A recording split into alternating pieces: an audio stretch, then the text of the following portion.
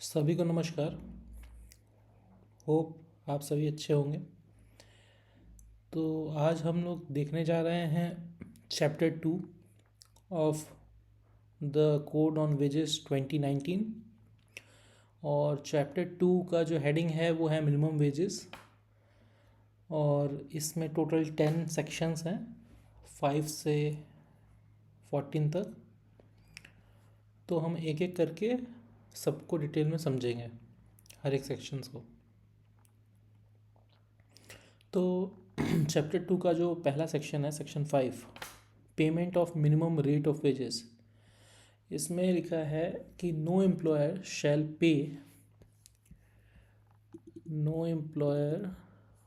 पे to any employ wages less than minimum rate of wages notified by the appropriate government। ये बहुत ही simple है। Appropriate government हर एक establishment के हिसाब से होगी, जो कि सेक्शन 2 में डिफाइंड है, चैप्टर 1 के डेफिनेशंस एप्रोप्रिएट गवर्नमेंट की। तो जिस एस्टेब्लिशमेंट के लिए जो एप्रोप्रिएट गवर्नमेंट होगी वो by notification minimum rate of wages निकालती है। जैसे सेंट्रल गवर्नमेंट अभी तक जो है 1 अप्रैल एवरी ईयर एक बार रिवाइज करती है मिनिमम रेट, और देन 1 अक्टूबर को एक नोटिफिकेशन आता है। ठीक है, अभी तक तो। अब आगे देखते हैं कैसे होगा, क्योंकि अभी तो फ्लो वेजेस का भी कॉन्सेप्ट आ गया है। तो इसमें वही बोल रहा है कि जो अप्रोप्रिएट गवर्नमेंट है वो नोटिफिकेशन निकालेगी जिसमें मिनिमम रेट ऑफ वेजेस दिए होंगे, डिफाइंड होंगे, और उनसे लेस कोई भी एम्प्लॉयर अपने किसी भी एम्प्लॉय को वेजेस नहीं दे सकता उनसे कम। ठीक है। Then the 6th section is fixation of minimum wages. ठीक है, मिनिमम वेजेस को फिक्स करने का सेक्शन है ये। इसका क्लॉज नंबर 1 है, subject to the provisions of the section 9 the appropriate government shall fix the minimum rate of wages payable to the employees in accordance with the provisions of sections 8। ठीक है। तो जो पहला clause बोलता है वो है कि जो आगे चल के जो सेक्शन 9 आने वाला है उसके जो प्रोविजंस हैं उनके हिसाब से the appropriate government shall fix the minimum rate of wages, ठीक है, payable to the employees in accordance with the provision of section 8। Section 8 और 9 के हिसाब से मिनिमम रेट फिक्स करेगी एप्रोप्रिएट गवर्नमेंट। ठीक है। सेकंड क्लॉज है फॉर द पर्पस ऑफ सब सेक्शन 1, मतलब यही फर्स्ट सेक्शन की बात कर रहा है, sub section. The appropriate government shall fix the minimum rate of wages for time work and for piece work. तो इन्होंने डिवाइड कर दिया है कि इसमें जो मिनिमम वेजेस सेट किए जाएंगे एप्रोप्रिएट गवर्नमेंट द्वारा वो 2 तरीके के होंगे। एक होगा minimum wages for time work और एक होगा minimum wages for piece work. तो नाम से समझ में आ रहा है कि जो टाइम ड्यूरेशन के हिसाब से जो काम होता है, ठीक है ना, कि कुछ टाइम के लिए काम है तो उसमें हम टाइम के हिसाब से मिनिमम वेज फिक्स करेंगे, और जो काम के हिसाब से जो काम चलता है कि ये काम कंप्लीट कर लेना है, ठीक है ना, चाहे जितना भी टाइम लगे, तो उस काम के हिसाब से मिनिमम वेज फिक्स किया जाएगा। ठीक है ना, आगे देखते हैं वैसे क्या है। तो सब क्लॉज 3 देखते हैं अभी। Where employees are employed on piece work, ठीक है ना, जहाँ पे एम्प्लॉयज़ पीस वर्क कर रहे हैं, कोई एक पर्टिकुलर काम कर रहे हैं, पीस वर्क का मीनिंग ये हुआ for the purpose of subsection 1। Subsection 1 के लिए बात हो रही है। The appropriate government shall fix a minimum rate of wages for securing such employees a minimum rate of wages on the time work basis। ठीक है। तो यहाँ पे जो पीस वर्क है उसके लिए जो गवर्नमेंट है वो इनका मिनिमम रेट ऑफ वेजेस जो है ऐसे एम्प्लॉयज़ का जो पीस वर्क के पे काम कर रहे हैं उनका जो है minimum rate of wages on a time work basis करेगी, क्योंकि यहाँ पे जो वर्क है वो तो कुछ काम है, वो हमें पता नहीं है कितना देर चलेगा, तो जित यहाँ पे टाइम के हिसाब से मिनिमम रेट फिक्स किया जाएगा। ठीक है ना।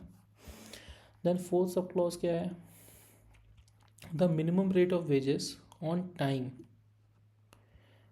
Work basis may be fixed in accordance with any one or more of the following wage periods namely, तो यही जो ऊपर बताया minimum rate of wages on time work basis, तो वो बाई आवर हो सकता है, 1 घंटे का काम का मिनिमम वेज फिक्स किया जा सकता है, या 1 दिन का किया जा सकता है, या फिर 1 महीने का किया जा सकता है।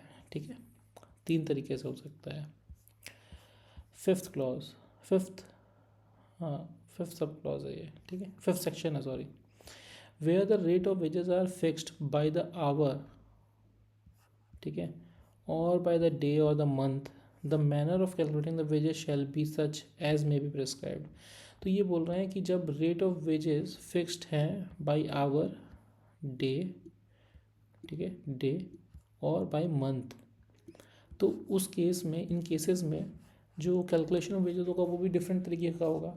तो वो इन्होंने लिखा है एज मे बी प्रिस्क्राइब्ड, और प्रिस्क्राइब्ड का हमने डेफिनेशन पढ़ा था कि जो भी प्रिस्क्राइब लिखा होगा वो मतलब इसके जो रूल्स आएंगे जो अभी आए नहीं हैं उन रूल्स में डिस्क्राइब होगा कि वो कैसे होगा। ठीक है ना, जहाँ भी प्रिस्क्राइब लिखा है मतलब हमें रूल्स चेक करने हैं, अभी रूल्स आए नहीं है। Then section 6, sorry, subclause 6, for the purpose of fixation of minimum rate of wages under this section, the appropriate government, ठीक है, shall primarily take into account the skill of the workers।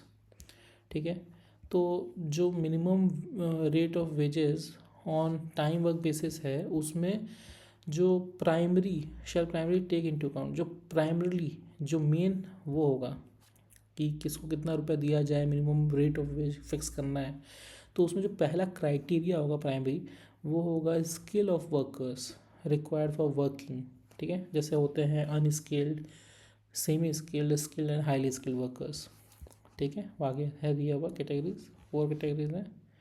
ठीक है ना, तो ये चाहे और जोग्राफिकल एरिया और बोथ, तो इन्होंने बोला है प्राइमरी 2 चीज़ें हैं या फिर दोनों ही होंगी।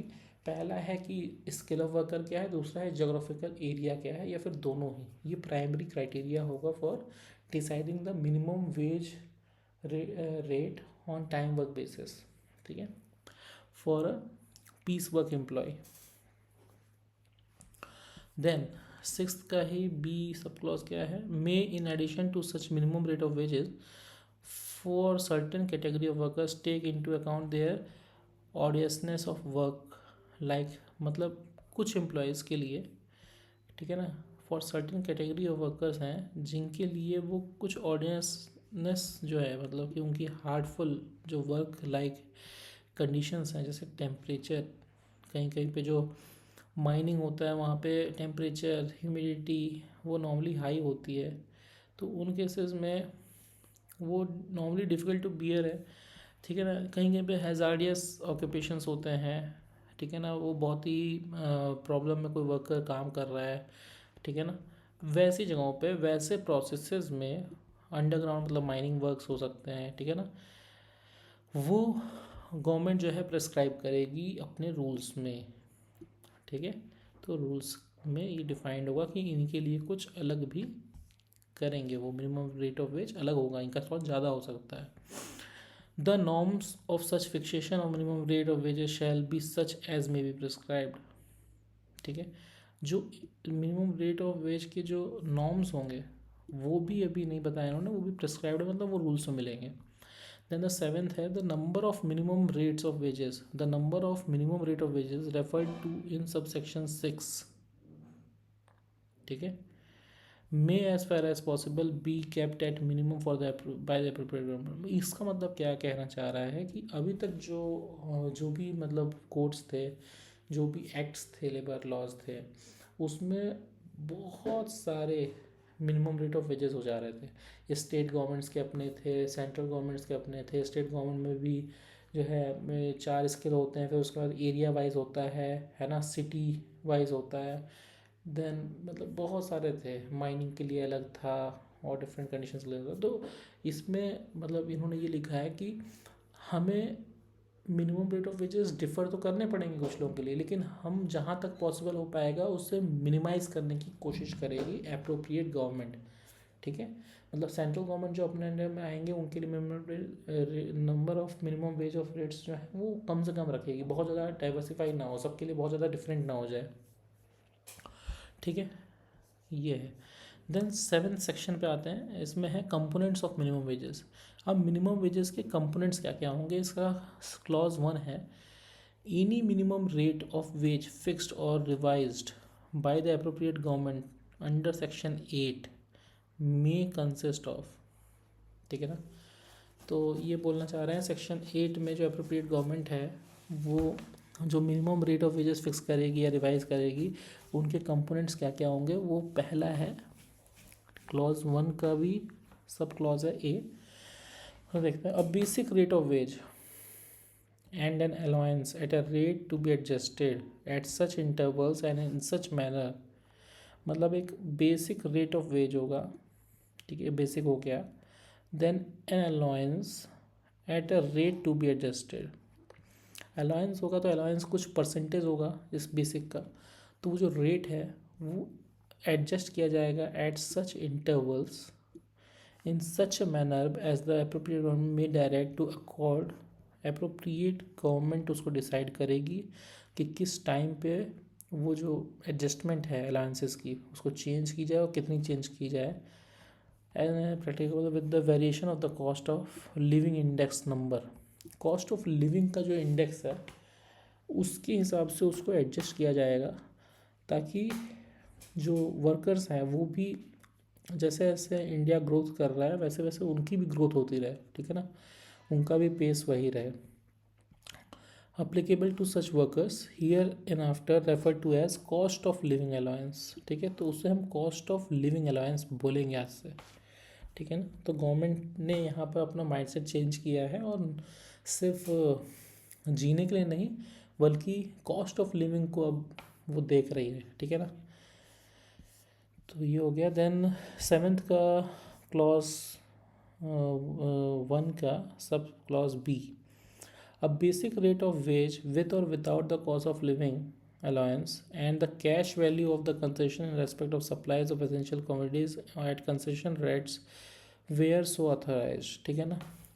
कहीं कहीं पे क्या करेगा, इसमें बोलना चाह रहा है कि एक बेसिक रेट हो सकता है वेजेस का, विथ और without cost of living allowance भी हो सकता है, and a cash value of concessions in respect of supplies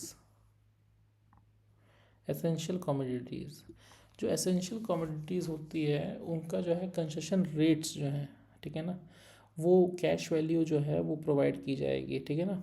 जहाँ पर ऐसा हो पाएगा तो वहाँ पर बेसिक रेट रहेगा और बस खाली ये जो कंसेशन रेट्स है वो दिया जाएगा, ठीक है ना। Then sub clause C, an all inclusive rate allowing for the basic rate, an all inclusive rate allowing for the basic rate, the cost of living allowance and the cash value of the consumer if any, ठीक है ना।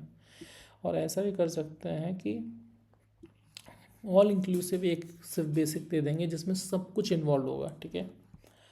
Then सब इसका clause 2 पे आते हैं, section 7 clause 2, the cost of living allowance and the cash value of the concessions in respect of the supplies of the essential commodities at concession rate shall be computed by such authority।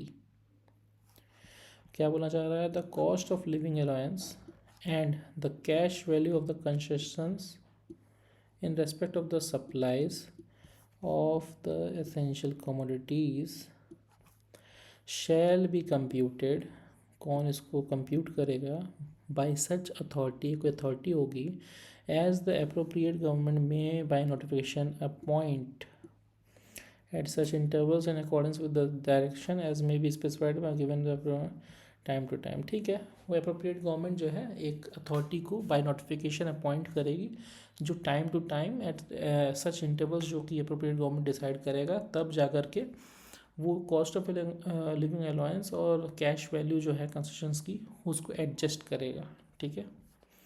Then है procedure, section 8, procedure for fixing and revising of minimum wages. Clause 1, in fixing minimum rates of wages for the first time and or revising minimum rate of wages under this code, the appropriate government shall either appoint as many committees as it considers necessary to hold inquiries and recommend in respect of such fixation or revision as the case may be, ठीक है। तो ये जो fixing और revising the minimum veg है उसके लिए जो कमेटी फॉर्म होगी उसमें एज मेनी एज मेंबर्स जो है और इंक्वायरीज जो है वो करवा सकती है अप्रोप्रिएट गवर्नमेंट। कमेटी मेंबर्स जो है कमिटीज़ बहुत सारी फिक्स कर सकती हैं, ठीक है। सेकेंड है by notification publish its proposal for the formation of persons likely to be affected thereby or specify a date not less than 2 months from the date of the notification on which the proposal shall be taken into consideration। ठीक है, क्या बोल रहा है by notification publish its proposal for the information of persons likely to be affected.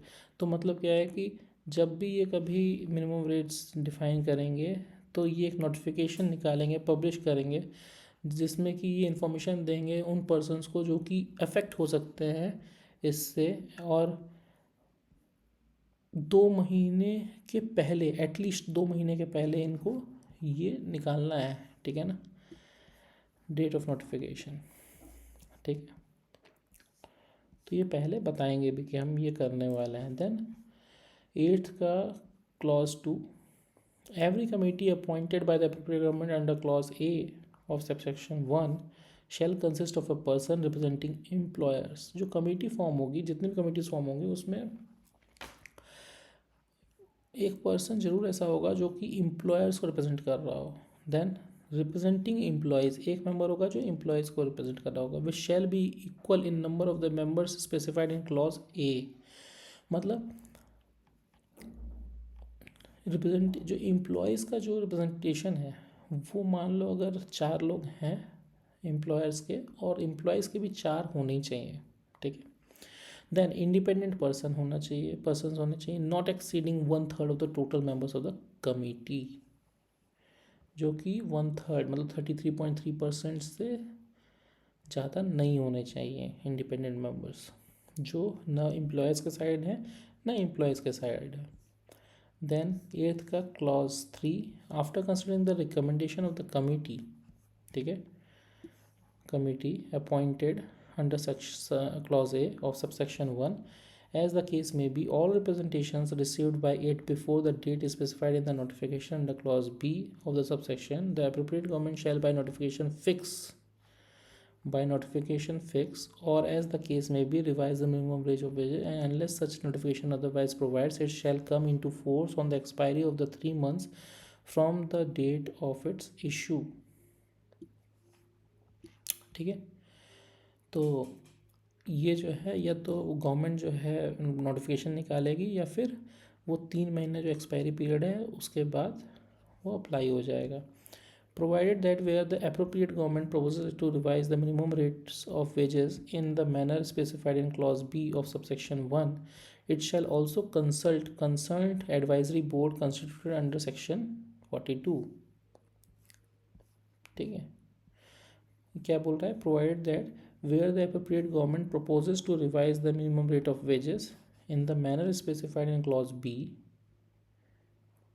of subsection 1, it shall also consult concerned advisory board constituted under the 42। तो अभी ये section 42 हम आगे पढ़ेंगे, ठीक है।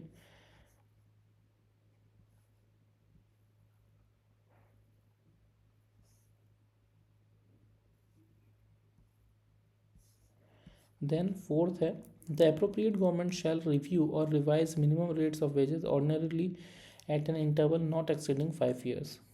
ठीक है ना, क्या बोल रहा है, the appropriate government shall review or revise minimum ordinarily at an interval not exceeding 5 years। मतलब 5 साल तक हो सकता है कि गवर्नमेंट रिव्यू और रिवाइज ना करे मिनिमम रेट्स ऑफ वेजेस को, ठीक है ना, ऐसा भी हो सकता है, लेकिन 5 years से ज़्यादा नहीं हो सकता।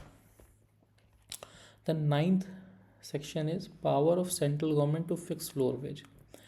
ये एक नया कॉन्सेप्ट है फ्लोर वेज, कि सेंट्रल गवर्नमेंट जो है फ्लोर वेज एक लेकर के आएगी। आओ पढ़ते हैं। 9th का क्लॉज 1 है the central government shall fix floor veg taking into account minimum living standards of the worker in such manner as may be prescribed, provided that different floor wages may be fixed for different geographical areas। ठीक है, ये भी important है, इसको highlight कर दे रहा हूँ कि डिफरेंट जोग्राफिकल एरियाज में डिफरेंट फ्लोर वेज हो सकता है, ठीक है। और फ्लोर वेज का कॉन्सेप्ट क्या है आगे पढ़ते हैं. The minimum rate of wages fixed by the appropriate government under section 6, ठीक है, वो जो हमने पढ़ा था, shall not be less than the floor wage, and if the minimum rate of wages fixed by the appropriate government earlier is more than the floor wage, then the appropriate government shall not reduce such minimum rate of wages fixed by it earlier. ठीक है, इसका कहने का मतलब ये है कि जो सेंट्रल गवर्नमेंट है वो फ्लोर वेज लेकर के आएगी. Floor wage different geographical conditions में एरियाज़ में डिफरेंट हो सकता है. अब क्या है कि कोई भी स्टेट गवर्नमेंट या फिर कोई भी एस्टेब्लिशमेंट जो कि अपना वर्कर्स को मिनिमम वेज दे रहा है, वो मिनिमम वेज इस फ्लोर वेज के नीचे नहीं हो सकता है, इससे कम नहीं हो सकता है, इससे बराबर हो सकता है, इससे ज़्यादा हो सकता है जो स्टेट गवर्नमेंट फिक्स करेगी. अब ये यहाँ पर दूसरी लाइन ये कहना चाह रहे हैं कि and if the minimum rates of wages fixed by the appropriate government earlier is more than the floor veg.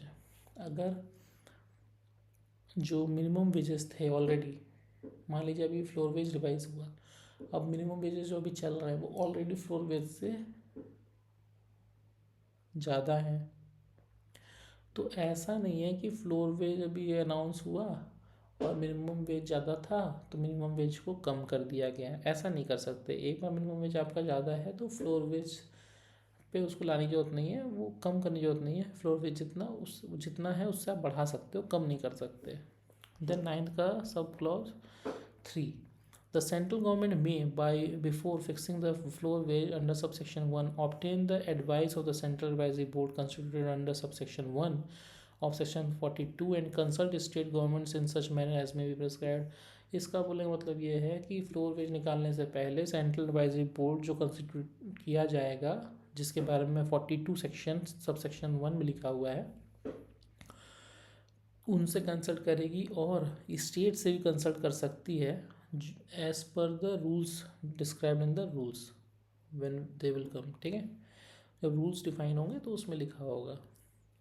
Then हम आते हैं सेक्शन 10 पे, wages of employ who works for less than normal working day.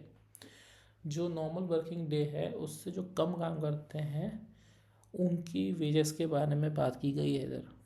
If an employ whose minimum rate of wages has been fixed under this code by the day work, ठीक है ना, day works on any day on which he was employed for a period of less than the requisite number of hours constituting a normal working day.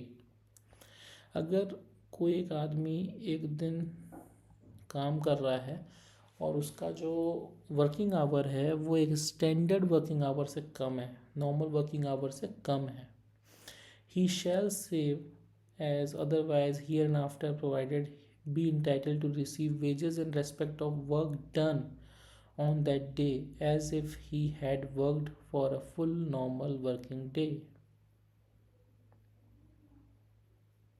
ठीक है, he shall save as otherwise hereinafter provided be entitled to receive wages in respect of work done on that day as if he had worked for a full normal working day.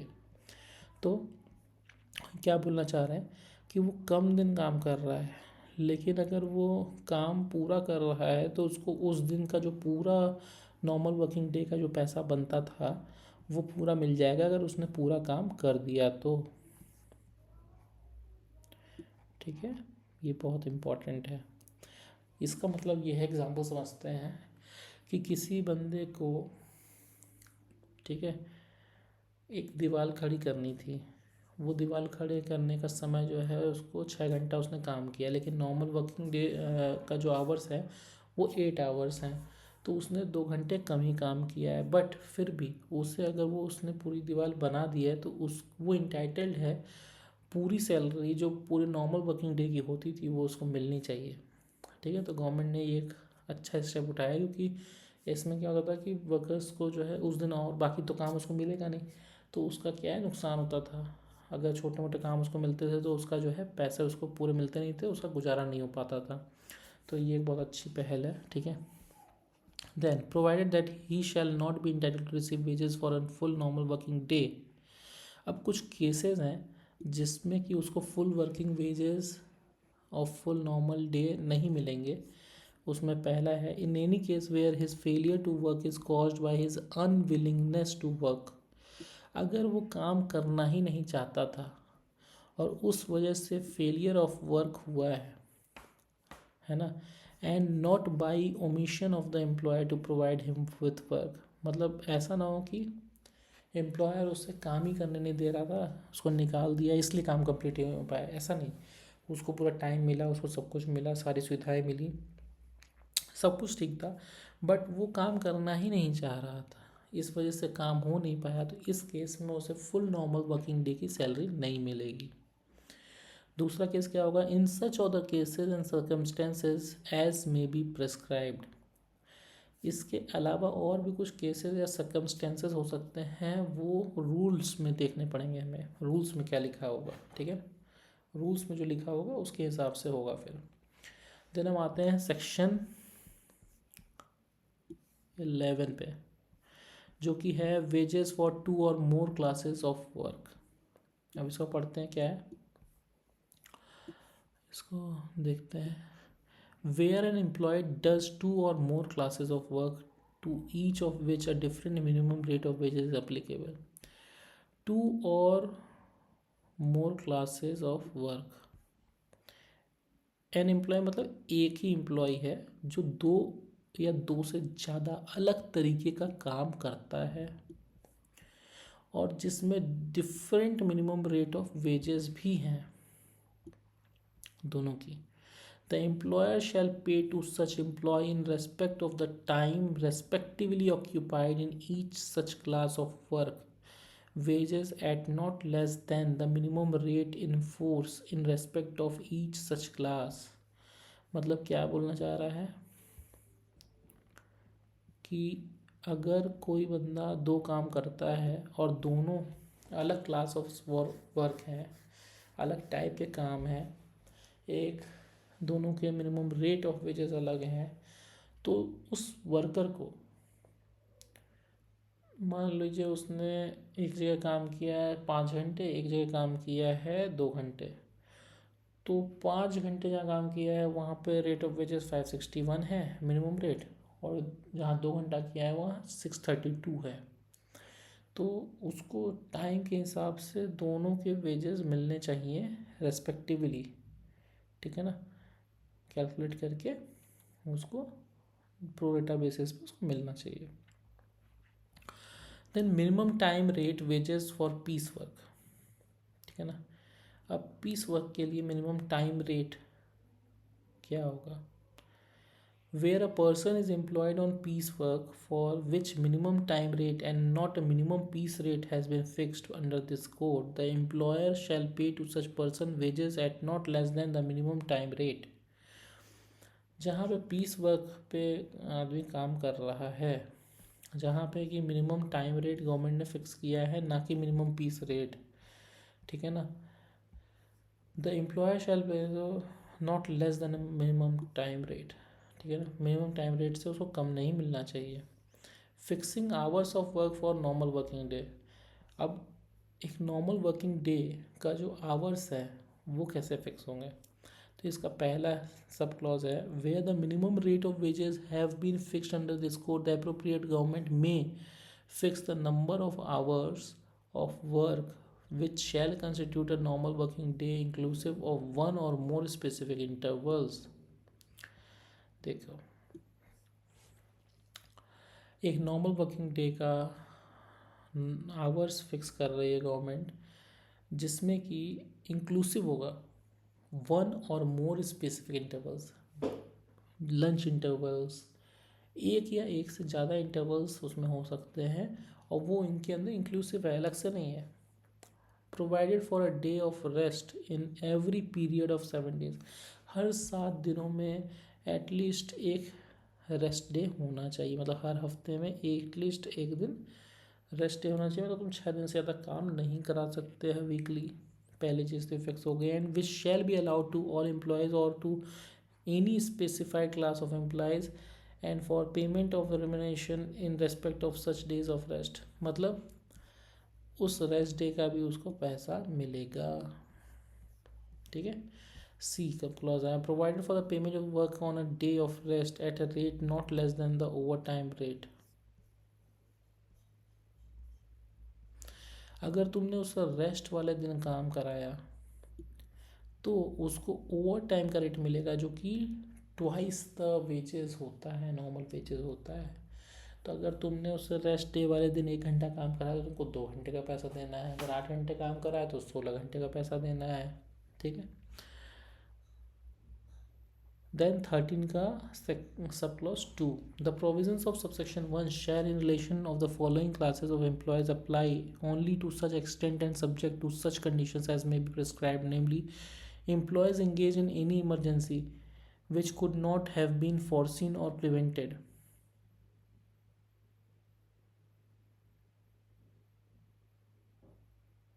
ठीक है। अच्छा, ये जो ऊपर है ये भी इसमें क्या है कि कुछ वो है एक्सेप्शंस है।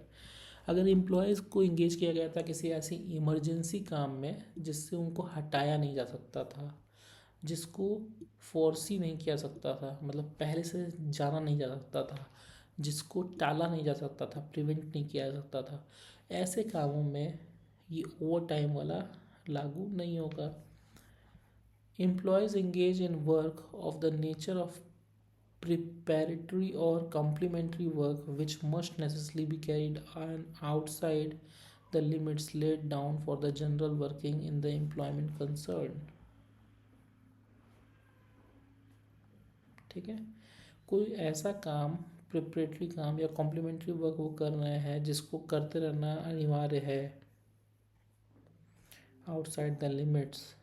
ठीक है ना, laid down for the general working of the employment concerned। Then employees whose employment is essentially intermittent, ऐसे एम्प्लॉयज़ जिनका एम्प्लॉयमेंट जो है वो एसेंशियली मतलब बाई नेचर ही इंटरमिटेंट है, कंटिन्यूस काम नहीं कर रहे हैं, वैसे काम को तुम नॉर्मल से ज़्यादा करा सकते हो। Then employees engage in any work where which for technical reasons has to be completed before the duty is over. कोई ऐसा काम एम्प्लॉय कर रहा है जो कि उसकी ड्यूटी ओवर होने से पहले ही कंप्लीट हो जाना चाहिए। Then employees engage in a work which could not be carried on except at times dependent on the irregular action or natural forces।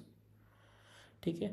Employ which could not be carried on except at times dependent on the irregular action of the natural forces। जैसे tsunami एक natural force है, उसके कुछ irregular actions हैं।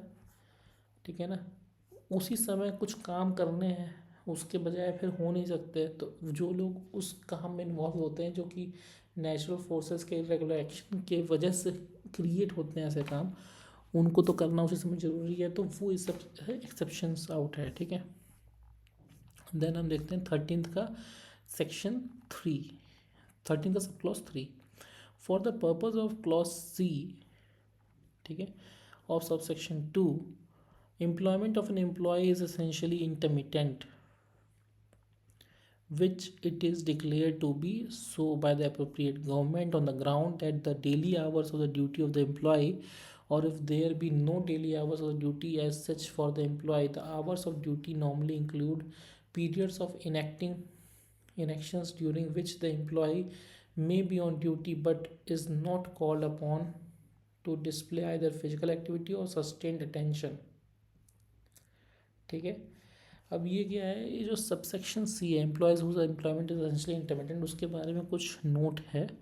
लिखा है for the purpose of clause C of subsection 2, employment of an employee is essentially intermittent, essentially intermittent होनी चाहिए।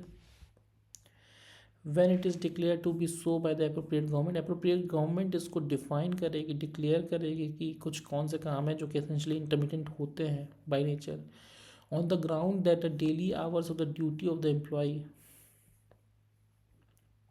or if there be no daily hours of the duty as such for the employee, the hours of duty normally include periods of inactions during which the employee may be on duty but not called upon to display either physical activity or sustain attention।